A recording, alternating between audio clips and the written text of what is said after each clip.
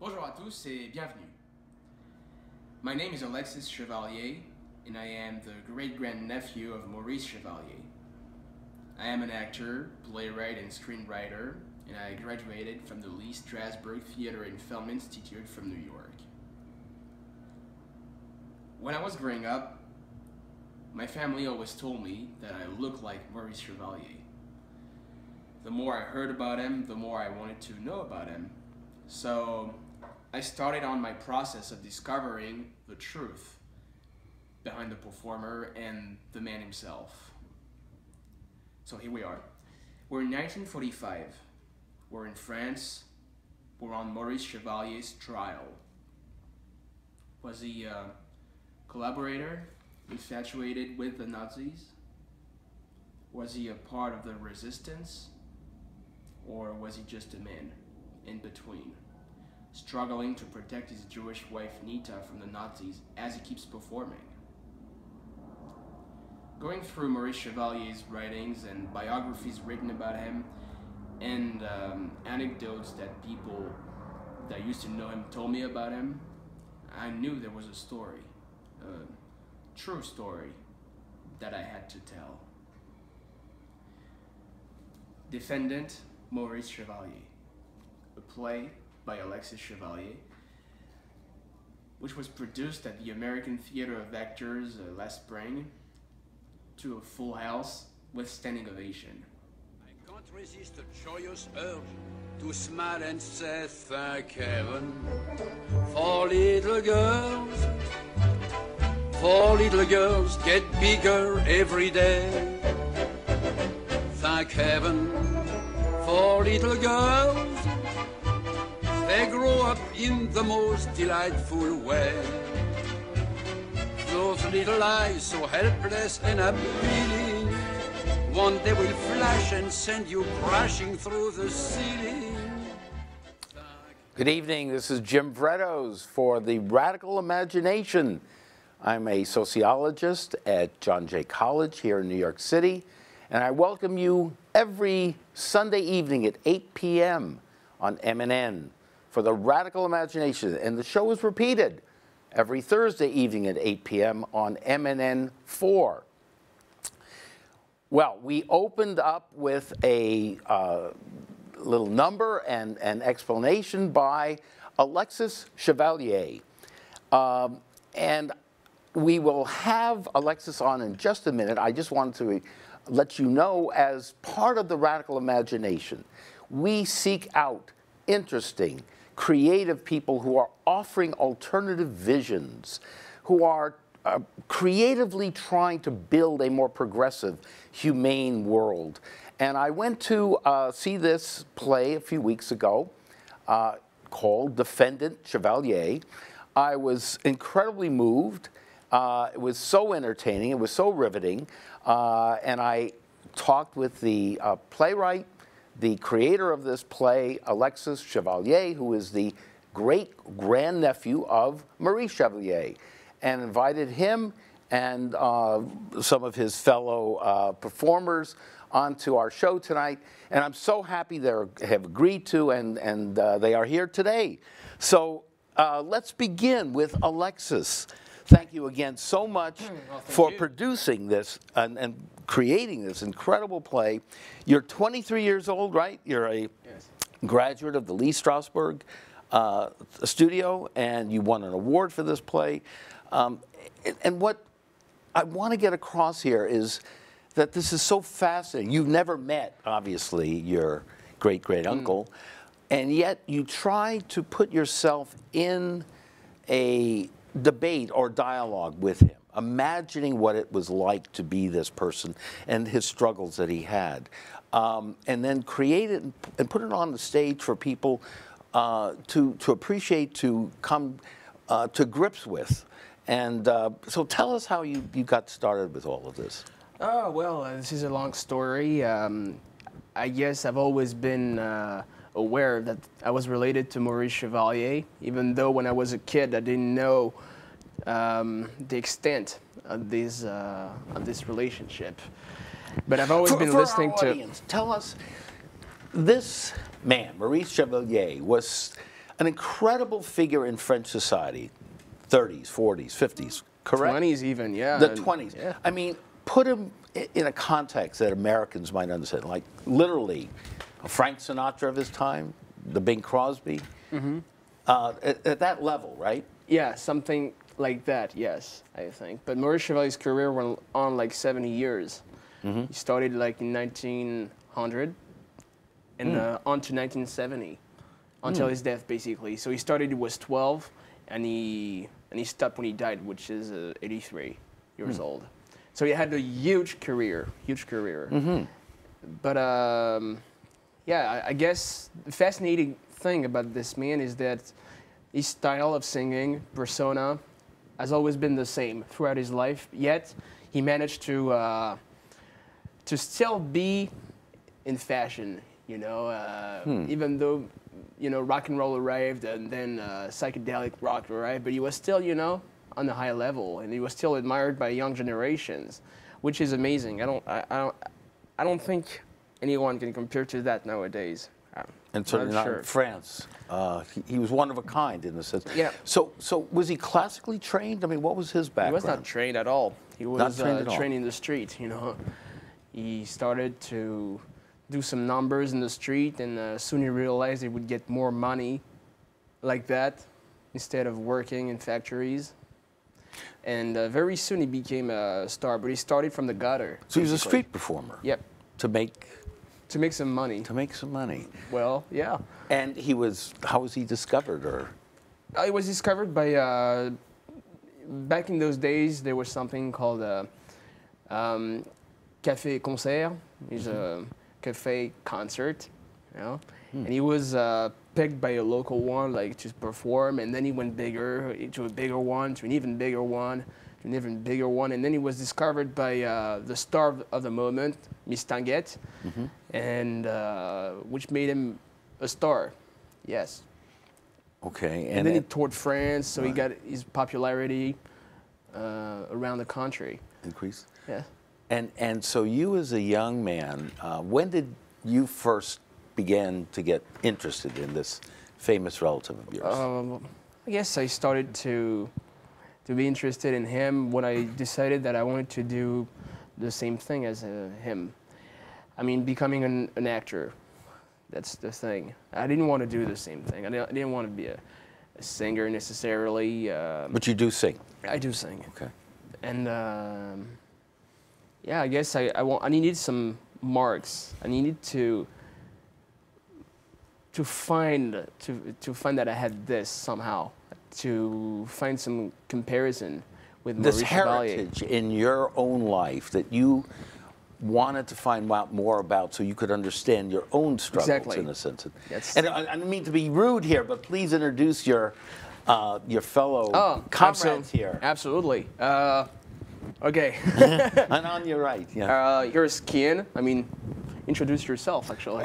My name is Kian Kavusi. It's a pleasure to be here. It's a pleasure to have you, yes. And in this project, I played two different roles, and I also helped him with production managing. Okay. All right. We'll get into those roles, too, in a minute. Sure. And Micah? Micah Stinson. I played the role of Jacques Drenant, which is kind of the other weight against Chevalier. So kind of the darker side, a villain, and I also helped with the production as well. Okay, guys. Well, we've got a lot to get into here. So let's start on a more personal level, then move into the play itself and what you were trying to accomplish, and some of the lessons we may have today. So, all right. So how did you all meet at Lee Strasberg? Yes. Okay. So you all right. So yes. Are you New York kids and stuff? Young man, I should say. So. No, we are now. Yes. You are now. Okay. So are you from where now? Well, I was actually born and raised in Germany, so I just came here to study acting. Okay, where in Germany? I'm from Heidelberg. That's all the way in the university. South. Exactly. That's actually where. Yeah. Mother was born in Dresden. Yeah. Oh, that's so far away. A while away ago. Nice. And you were? I was born and raised in Oklahoma. Okay. And I've been in the city for 6 years in January. So. Okay, Oklahoma. Yeah. All right, interesting. All right. Did Bertie take? Did Bertie win Oklahoma? We're not sure, but He did. I Well, think- I think he did. Okay. No? Well, Are they good for- recounting? okay. Yeah, we need to. And you were born and raised where? In France. Okay. In Bourges. It's in the center of France. All right, Yes. great. So you all come as students to Lee Strasberg. What happens? He's writing this play, and how did this Well, all happen? Actually, the funny story is Okay. there is Funny once a year an award in our school, Which means it's for writers. You write a script, you submit it, and when you're lucky, you get to produce it in school. Now, one day Alexis came to me and he was like, I have this idea, like writing about my great-grand-uncle. And first, initially, he had the idea to make a short film out of this, or somehow write a screenplay about this. And then he saw this opportunity coming up, and he was like, "Well, let's give it a shot." So what he did is he wrote the script for this play, and once in a while he came by and was like, "Hey, you wanna read? What do you think?" So we're just like exchanging excerpts, and we're reading about it, and gave comments, and he was like sitting days and nights writing about this. And then the deadline came closer, and I think it was like 2-3 days before end of submission. Submitting, right. Exactly. He submitted the script, Yeah. and within a few weeks you get the results, and we're I allowed was to talking produce to in school. Micah too about. Was he consulting with you too? Exactly. Am I We're right? giving like papers he was reading, here I and was there. reading, All right, giving so- feedbacks from outside. What wonderful comrades here. So you weren't trying to subvert him by giving him bad advice. Oh, write that. And so that's wonderful. So it was, in a way, a little bit of a group effort. Absolutely. And so necessary, to offer that sort of support. And so you won the prize. Yes, I did. But actually, the thing too that needs to be mentioned is that when I arrived 2 years ago in New York City, I saw there was this contest. So I tried to do a first draft, but it was a bit late. They announced it a bit too late. So, but I rushed through it, and I was not satisfied. And I was more used to writing screenplays. And I was like, well, no, maybe playwriting is not my thing. Anyway, let's give it 1 year of thinking. So I actually won last year, my second year at the Lee Strasberg Institute. Yes, but mostly it's I was more into screenplays, and that's how I met Micah. Actually, I see. We both had a screenwriting class at the institute, and right away we were on the same page, right, man? Yeah. But this topic really drove you. This was something that had to come out, right? This was a passion that stayed with you. And again, can you identify what was it that kept this going in you and that finally became part of this wonderful creative venture? Well, the What thing drove is, you? what drove me is Yeah, the passion. is I wanted to play him mostly. I wanted to perform Maurice, and so that's why I wrote the play in the first place. Huh. And then it was produced, and I had fun with it. That was really So amazing. as a kid, you were watching him perform, Yeah. and you really enjoyed. Yes. He's a fabulous entertainer. He's Yeah. got incredible energy, so that it captivated you. Yeah. Indeed. And that's really something. And well, I used to sing out loud his songs, and when I was alone at home, and I bought a hat and stuff. Right, And I used as we to saw in the do promo imitations of him in front of the mirror. And oh, bro. Are you an only child? No, I have a brother and a So sister. okay, and then they enjoyed that, or question mark? Yeah, no, it must have been Well, interesting mostly in the household. There. Mostly I was doing this in private. When my parents or my brothers and sisters weren't here, so that I could be free to do whatever I wanted. Right. So this captivating, energetic, just charismatic entertainer. Then you did what? You studied more about him. There was this darker side, right, that you were playing here. Yeah. So what was going on? Well, yeah, I mean, it's a complex figure here. This is a. Yes. I mean, come on. It's a huge deal to get this award that you got. You're dealing with one of the most incredible, famous performers of the 20th century, as you say, spanning 70 years. So you're dealing with a significant personality, character who happens to be also part of your family. So, my goodness. And then, so as you study more and more about him, What about, of course, the play is entitled Defendant. Defendant. Chevalier. So now what? We open up the legal aspects, the political struggles he had, or Exactly. okay. That's what it is. Give our audience a little bit of a background on that. Well, actually, it turned out that when I would say to some people that it was related to Maurice Chevalier, they would say, "Oh yeah, well, he was a collaborator during the war," and You know, this show goes to all kinds of people, but you know, it's a lot of lefties. So the older lefties will say, yeah, what would really happen there? So you opened up this book. Exactly. Yeah. Well, that he collaborated during the war. So right away I thought, well, it cannot be true. I mean, whatever. It's my family, you know, it's like uncomfortable to hear that. You know, to hear that someone in your family was collaborating with the Nazis. And so I did some research actually on this and read his biographies, etc. And turned out, you know, that it's more complicated than that. It always is. Yeah. It always is. It's very simple to make a statement. Yeah, he collaborated with the Nazis. Okay, well, you know, it's very easy to talk about things we don't know about. All right. And you were trying to be as fair and objective as possible. And there was also issues as to he was involved in the resistance, and he was also, of course, married to a Jewish woman. He was not married. I mean, he was not married to her. They were just together for 10 years. 10 years, okay. Yeah. So that was certainly a statement that brought him into possible right away when conflict. I discovered that his wife was Jewish, I was like, well, then it cannot be true that he collaborated with the Nazis. I mean, that would be very ambiguous. Well, But, now, okay, but why are you're chuckling about this? So where do you come in on this? Well, on this? here's the thing. You're trying to portray in the play. Absolutely. Like where I come in actually is the concept of this play is that Maurice Chevalier is telling his story, his side of the story, telling what actually really happened. So he tries to explain as neutral as possible, stating all the facts, like what actually really happened, and leave it up to the audience to decide: is it possible? Is it not possible? Does it make sense? Does it not make sense? And I played two characters in this play. My first character is called Double Meter. He's part of the trial, judging over his execution, whether or not we decide he's going to die or not.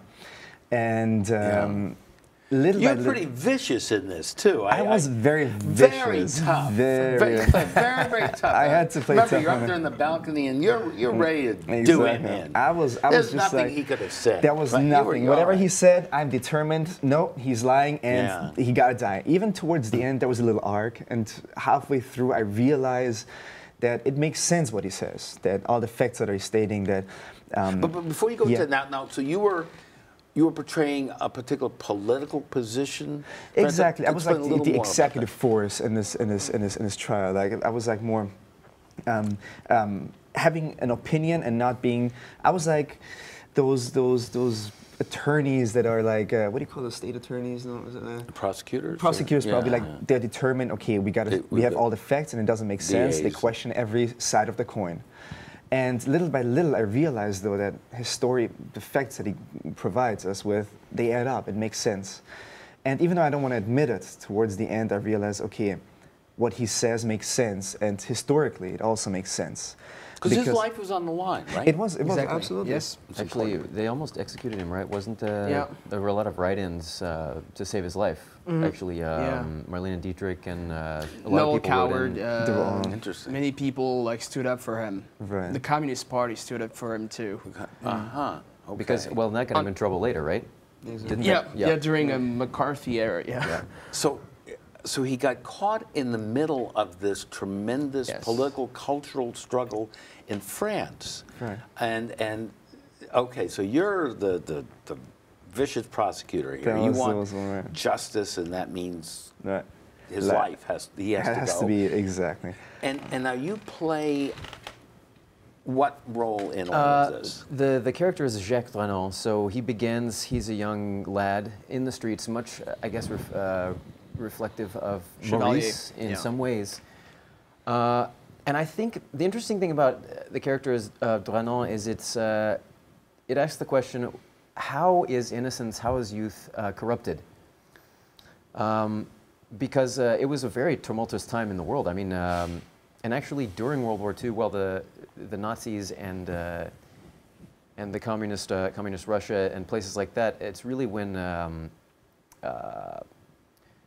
propaganda really was kind of new in the world. You know, I mean, they're taking a picture of a nice, attractive young man and then putting the Nazi symbol next to it, you know, instead of.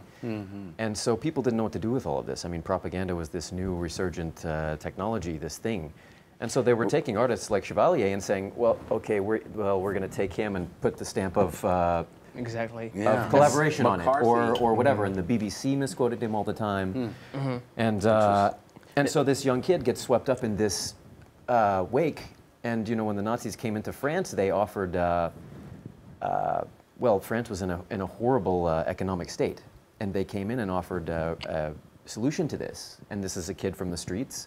And they said, you know, we're going to make you fit, and we're going to give you a position, and you'll have money. And he got swept along with it in his effort to sort of win this girl's heart. And to survive. Yeah, and to survive. And the next thing you know, as we all need to do. Yeah, sure. And then, you know, in the process, you turn around at the end of the play, and he's become sort of very bitter. And I think that was what was interesting about that character. And so now you're writing the nuances to this character, and so as you begin to study more and more about him, you see the struggles and the enormous contradictions, perhaps, that this man is dealing with. And does it draw you even closer to him? Yes, I guess, and yeah, it definitely does, actually, because it's great suffering he went through. Exactly. In the writing, I'm trying to show the contrast between the happy stage persona and the real man. It was really sad for real, very lonely, very dependable on women. You know, he always needed to have a woman by his side, and so I try to create. To portray him. Like a real human being, like a real. Right. I mean, now just a little more on that. Now we're all the dependency. I mean, go a little deeper into that. There was quite a powerful relationship he had with wife, right? I mean, exactly. Beyond what? Did you think it was very, very dependent in an unhealthy way, or? Yes, I think he was with her, with Nita. Yes, I think they had a healthy, sane relationship. But also, I think that he was older, right? Oh yeah, he was like 30 years older than her. Yeah. Okay. But that doesn't matter, because this man was young in his head. He was young in his head. So I mean, it's just. The idea of being dependent is basically also when you're like such a huge, great entertainer, like Maurice Chevalier, you're constantly at the edge. You're always presenting, you're always entertained, you're always at the edge. And you always need a balance to that. The loneliness of the celebrity. Exactly. And we know the more... Exactly. And it's very common and very known that people that are very entertaining, exciting comedians, like people that are great and constantly under this pressure that they have to deliver the same thing over and over again, and maybe even better, they need a balance. They need some sort of anchor in their life once they get off stage or away from the sets. They need to find a pattern, a rhythm in their life again, something to grab on and realize I'm centered now. I'm not all over the place and let my creativity take over in my own personal life and just controls me. I don't become a product of my environment. I am who I am. I still have my head. And I think this is when Nita comes in. She was sort of the center point in his life, that he could come off stage and realize, well, there's someone who actually truly cares about his nature, who he is, and the possibility to support him mentally as well as in any kind of directions. Exactly. And have an open mind towards any directions.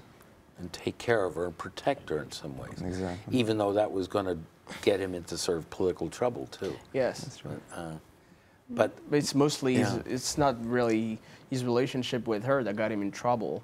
What did get him in trouble? Well, the thing is that he was saying out loud at the beginning of the war that he liked Marshal Pétain. And he said this for a while, but I mean, he was a veteran from World War I, and Marshal Pétain was the hero, the great fighter of World War I. So basically, most French people were on his side, in 1940 at least. And so he spoke out, took a political stand. Well, yeah, it might be Right. actually the only one in his life. Because he was not committed into politics. He was committed into entertaining. Well, it's more than just Bob Hope visiting the troops, you know. Yeah.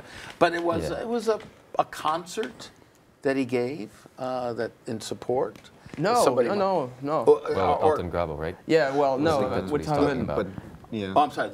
In other words, Are we talking about Marshal Pétain? yeah, no. I'm talking about how his political life transpired. How did he express that? His political life, he basically Preferences, if any. he didn't care. He didn't care, but again, how did he get in trouble? I think that was the original I guess question. he got in trouble because he actually didn't care. You know why? Because I believe, personal statement, I believe that actually a guy who's a full-on collaborator or full-on resistance then has one side. But the guy who's in between is actually torn in between. Mm-hmm. Both sides want to make him theirs. And I think that's what got him in trouble mostly. Not being able to? Not really being politically involved. Well, he did kind of mock the whole situation. Like Yeah, Zibla Boombala is a exactly. mockery of the whole polarization, which he thought was ridiculous, I guess. But that's a great point. So Yeah. he wanted to be above it, and yet he couldn't be. And that got him in trouble because then like you said, no one could put him into the box that they wanted to, one side or the other. Exactly. He distanced himself from that, and he made fun of the whole thing. So actually, basically, and that's what he thought himself. People from the right or from the left doesn't matter to him. He's entertaining both sides. That's basically what he says. But also the circumstances didn't allow much. Like, for instance, this raised the question, what would you do when you're in a situation like this? It's a great question. For instance, how do you deal with this enormous catastrophe that's going on around you?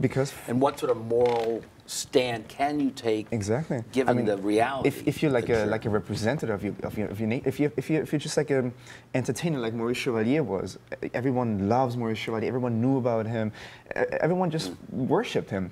And the problem that comes with it is, once, like for instance, high instances or entities find like weak points about you, they, for instance, knew that his wife was Jewish, so they had a way to, I don't want like blackmail him. Like for instance, he was forced to perform in a concert in front of German soldiers and officers, even though he didn't want to. This brought him a little bit in trouble. He was not really forced to. No, like, but it was strongly recommended. He's a guy who just continued doing his job.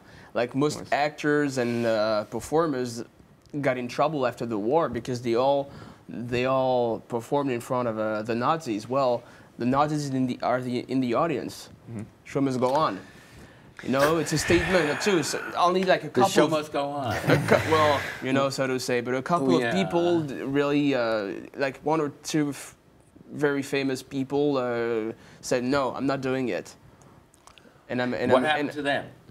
Well, you want to name names here? Jean Gabin, yeah. Okay. The guy, I don't know if you know him, was an actor, was in the Jean Renoir films in the 30s. Yes. He took a stand. And he took a stand and he got taken away? No. He went to join the forces. Okay. He So became he a fighter. resisted. Yeah. But most of the other artists stayed. Even the film company was subventioned by the Nazis and by the Vichy government. So many actors who actually acted in one of those films got in trouble. Okay. Got in trouble, yeah. So, all right. So you know what I'm going to ask now. All right. So you as young actors here, how do you see your own roles professionally, personally, in this, some would say, the catastrophe of what's happening in America? Mass incarceration, poverty rates, New York City alone, children, 1/3. It's all around the world, I think. unfortunately. Climate change. I mean, we can go on and on and on. So, and it was, as I say, I loved the play. It was just incredibly entertaining, and you certainly were, all of you. Now, however, is it just entertainment? I mean, No, the music was beautiful, and so you're trying to make some sort of political statement, relevance to our own concerns with terror, for example. How did that come across in the play? Well, What just happened in Paris? Too. exactly. That's the one, yeah. Yes. But I actually started to write the play before these of course. attacks. But I just adapted it a little so that it would resonate more. But So what were you trying to get across there in this little? You reworked the last part, or okay? yeah, So what were you feeling there? Trying to accomplish? I was feeling that basically it's normal to be scared of these things, but it's also good not to show it. And what way do we have for that? Well, being entertained and even laughing about this situation. You know, humor helps you in this situation. Joie de vivre helps you. That's where I'm heading at. I think people have a tendency to laugh about their own sufferings and their own doubts and anxieties, because in a way, it takes it away when you're able to Diminishes make fun the of it. power, right? Exactly like Maurice did during the That's war what I with the was gonna say. Nazis. I think in that sense it would resonate. It should.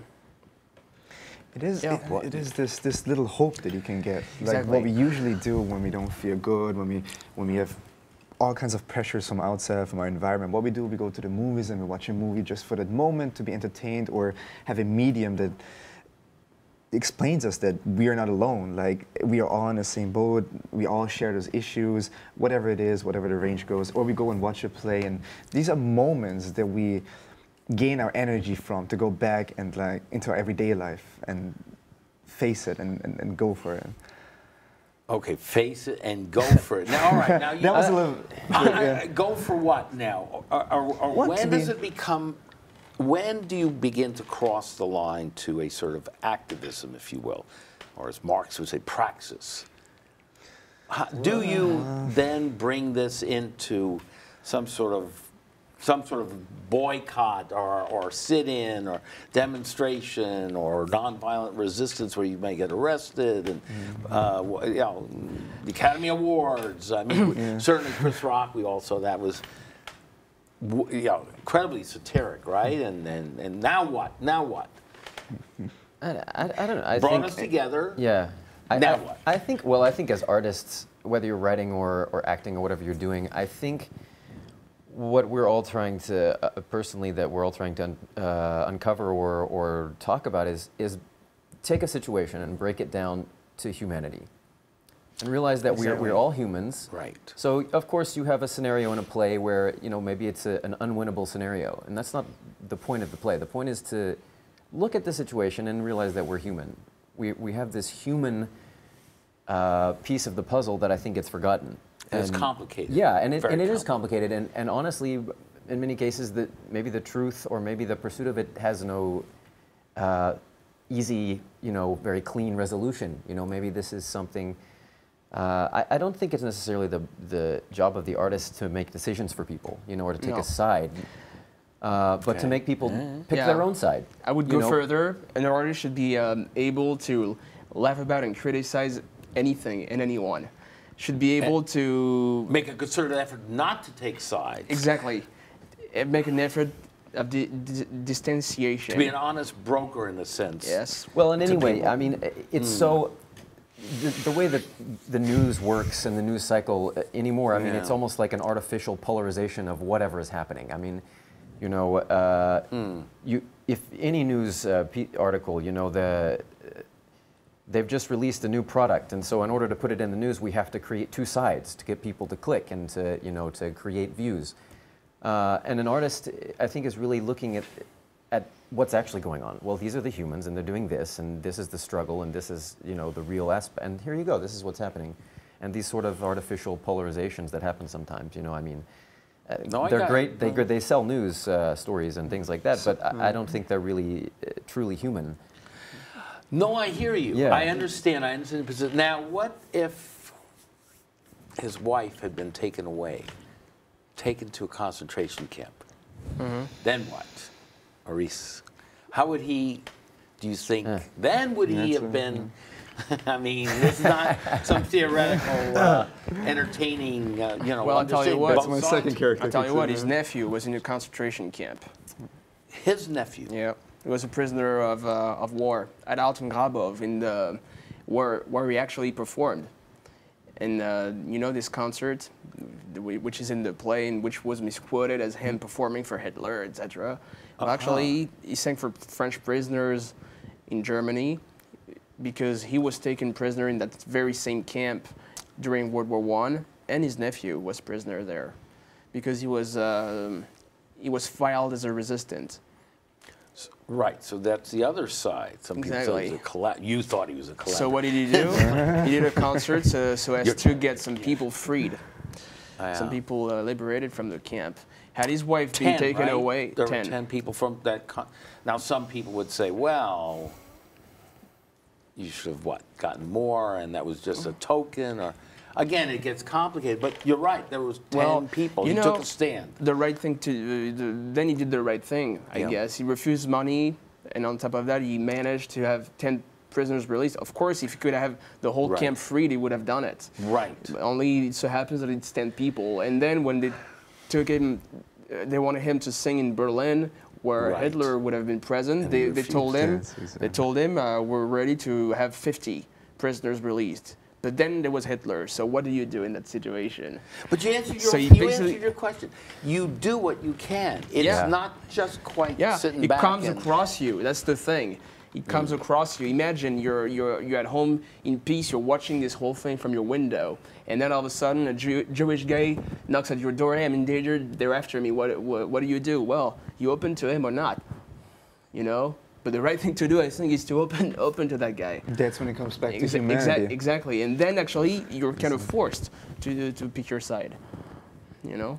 Yeah, that's very, very strange. That's a very strange situation. It's very strange times. Well, that's an interesting way of putting it. Strange times, unusual times, you're saying.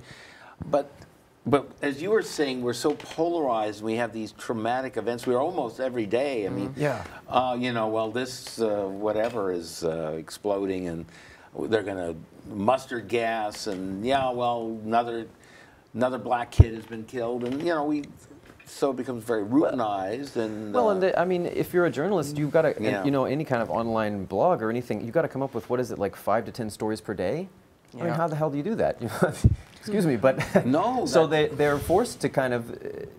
It's a tough position for them as well, but they're forced to kind of create all of these stories and make them, you know. Now you're talking about the journalists. Yeah, I mean, the amount of content that they have to come up with a day is nuts. Well, the content is pretty much fed them, one would say, by the mass media. This is another discussion, yeah. And somebody else who's on this, our station here, Channel 30, Amy Goodman, Democracy. And one information is sweeping out the other. It goes like that, you know, like that, so that you don't even know what happened yesterday. You know, it's... So we become, in a way, morally numb. I think so. Pretty much. And maybe the artist wakes people up if you can. Because when you're in it, you're not aware of it. You don't see it. Sometimes you need someone to portray it for you. Like this is, for instance, what we can do as artists. We can hold it in front of them and see this is the situation. We explain it, we tell it neutrally, but it's like a wake-up shake. Like this is what the situation is. Because sometimes, as you said, become morally numb, is we go along with it. We accept the circumstances. And no matter if you like it or if you don't like it, the artist has the opportunity to wake the audience up and say, well, look, you are in it, so you might be blind. At the very least. At the very least. Like, you don't see it right now, but let us show what the situation is. We tell it neutrally, you decide, but this is where we're at right now. This is what the situation is. You know, as you're saying this, let me add, okay, because we want to also talk about where's this play going to go in. Right. We are still living under capitalism, right? So do people want to hear this sort of stuff on Broadway? I mean, this. I put my vote. I could see this on Broadway. Why not? I mean, would you change it much, or how would you get investors or? Well, I'm looking for them To keep in true. the first place. I'm looking for a Okay. producer too, and Okay. and what was I gonna say? Yeah, well, definitely I could see it on Broadway, for sure. And Would you have to temper it somewhat? Or Yeah, that's what I was gonna say. Maybe For the I mass. can change it a little. I mean, I think a script's always perfectible, you know. But couple of things, you know, that I thought were not as good as some other things. So there's always something to work on, you know. But would you attempt to be a little more politically, even more challenging for the American Broadway audience there? could, yeah. To perhaps attract, and yet at the other part of it is maybe a lot of people wouldn't want to go to something that's going to make them feel so uncomfortable and make it even more relevant to the struggles that Americans are facing. Yeah, exactly. Yeah. Well, that's a it- decision you have to I think I definitely could if I consider it that way. Yes, for sure. But the thing is just to show the struggle, you know, not just to take any side. Yeah. Yeah. I'm just as you're talking. The show is going to have people on from the Left Forum, which won't get into right now, but is the largest gathering of progressives in pretty much in the world, annual, talking about various progressive issues and so on, at John Jay College, and I'm going to be doing a panel based on this book, Dark Money, that's just come out, Jane Mayer's, the revelation of the Koch brothers and the multi-billionaires who are influencing my world here, right, the academic world, and having such power in creating a sort of campus culture and careerist role for most academics to get on and to move on, and the consequences are dramatically negative for the great bulk of poor and working class people in terms of the policies that then flow out. All right, so what to do? What to do as an academic who sees this? You know, you present the facts, and where does it becomes not just certainly entertaining. You've got to do that. You've got to present the facts. You've got to do the research. But then it becomes a moral issue. And then it becomes transcending oneself, like you were saying, universal, and the connections we want to make through love. Yeah. Yeah. Because that's, I think we've got to keep that central if we're going to have any sort of better world. But these are tough decisions, Yeah, tough moral choices, like you said. Exactly. But you're going to carry on the struggle. So what have you learned now that this play has been out there and this? How do you love him? Maurice? Yeah, Maurice. Oh, even more. Even more so. Yeah. So he's speaking to you, isn't he? In Exactly. a way? I had a dream once when I was with him, and we were on the seaside, and we were talking. But I really believed it. Was it a recent dream? No, that comes from the first time I did the play, the first production. So he's talking on the seaside. He was talking to me, and when I woke up, I was like, fuck. Well, you know, it's like that was very real. So. Oh, come on now. No, We're not- what happened? I mean, now I want to know. Now I want So to know. you know, what did he say? He gave you some advice, or? I forget what he told me. Oh. We're talking literature, I remember. So he's giving you some pointers as to how to present a particular idea, let's say, or... We're talking about Jean Cocteau and writers. Uh-huh. Like that. No, that's interesting. So he was offering a sort of technical, creative help Exactly. to you, and that's beautiful. Yeah, but I really felt connected. I really felt he was there. And when I woke up, I was surprised he was not there. You know? I always personally wonder what he would say if he would have watched the play. If he would see the play. I bet he wouldn't really. I don't think he would like it that much. I think he would be happy that we write about him. But he was a man who always protected his true self, his real persona. Even in his writings, he's trying not to make himself look too bad or too flawed. He protects himself very much. All these flaws, he didn't really want to write about them, but you know, I put them in the play. I didn't make make him a perfect man. Right. And that's something he wouldn't really appreciate. I guess. I don't know. Maybe he would. Sure. I mean, it was incredible, some of those scenes where, you know, he was just so depressed and almost inconsolable, but then he just put on the hat and exactly. This is That's the way he was. girls. Yeah. You never knew. That's the way he was. People who worked with him told me, and also I read about it, that right before entering a stage, he was like so down. He was like alone by himself, doing stuff like this. People thought he was not ready. They were like, "Yeah, are you okay?" And he was like, "Yeah, just leave me alone."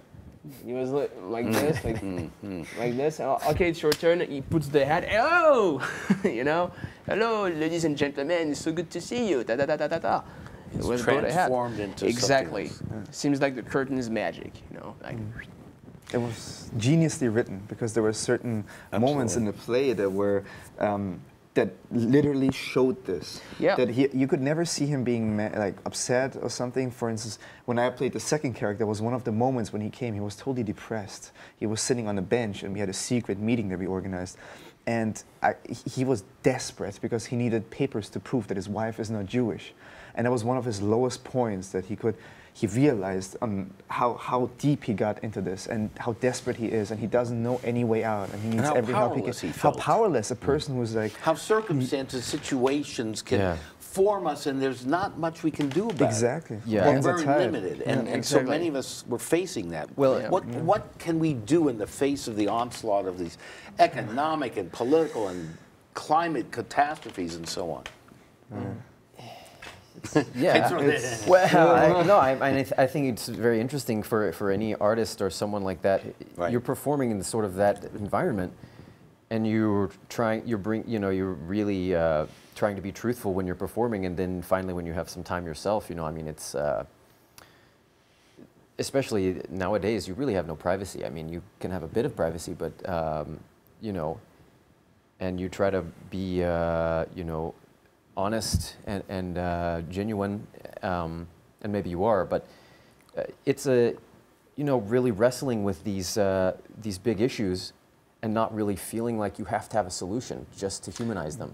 What you do, what you do though is like that you present it and you hope that this triggers something inside of people, because what you want to do as an artist, you want to tell that story, you want to show what the situation is, and you just hope that at the other end, people realize that, and that's why I said, because when you're in there, you're not aware of it, but when you observe it, when you see what the situation is as an outside party, you might realize, this is the situation, maybe we can do something, because as an artist, you might be powerless to change, come up with solutions to do something, but at least you can trigger the awareness and make people understand what the situation is. And you're so fortunate you've had this incredible experience.